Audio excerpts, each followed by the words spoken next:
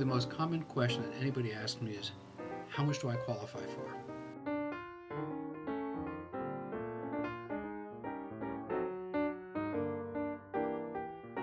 Probably everybody asks because nobody really knows, because it's like the banks have some secret formula from how things are done.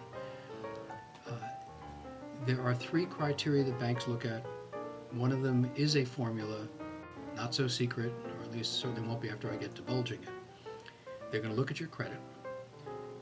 The credit score affects the rate, but as long as you have a credit score above a certain limit, and different banks have different limits, you'll qualify. Then they're going to look at your liquid assets. If you're purchasing a house, of course, there are certain needs you have for the down payment, you need it for closing costs, and some reserves. If you're refinancing, you really don't need to have very much cash at all. And cash meaning checks, savings, portfolio, IRAs, your retirement accounts. The biggest criteria that's used to determine how much of a loan you qualify for is not some mythic percentage of your income. Don't spend more than 25%, don't spend more than 40%. The bank looks at what's typically called a DTI, debt to income ratio. It's a fraction. The numerator, or top part, is your debt. And by debt, they're going to look at the direct expenses for controlling that property. That's your mortgage payment. And by the way, if it's an interest-only loan, they're going to treat it as if it's not, and they'll add principal to it. So they're going to look at your mortgage payment, which is principal and interest. They will add to that your property tax. They will add to that your property insurance, which may or may not be an HOA dues if you have a condo. They will also add to it any minimum monthly payments you have to make.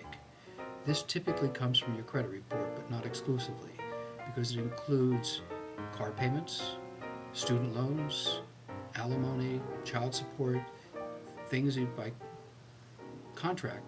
These are debts you have with the car payment, for instance. These are contracts, money that you must pay each month.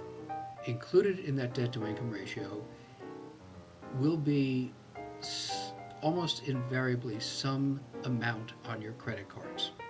It's not an issue of whether you pay your cards off every month. They're not looking at your total balance at the end of the month. When they pull your credit, it's a snapshot.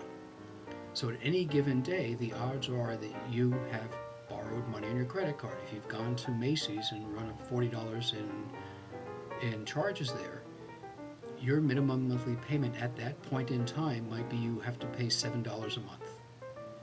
Granted, you'll pay the $40 off the end of the month, but again, that snapshot, they're going to look at what minimum payments you have at that moment. They will add that to your debt. So that's the numerator: mortgage payments, taxes, insurance, minimum monthly payments. The denominator, or bottom part of the fraction, is your income. And it's too complicated to get into what determines that income, but suffice to say, if you're a W-2 wage earner, they're pretty much looking at the gross income before you pension, before any taxes, before any deductions, your gross income.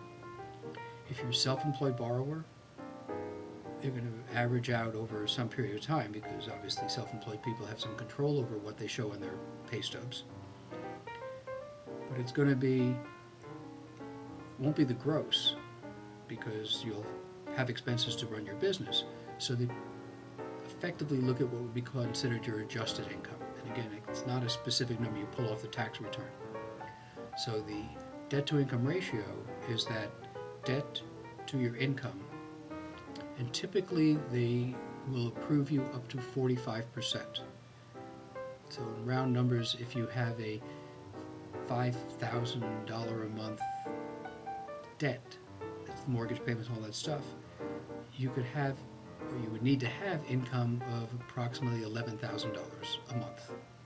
The 5 over 11 is somewhere around 45%. None of this is a hard and fast rule.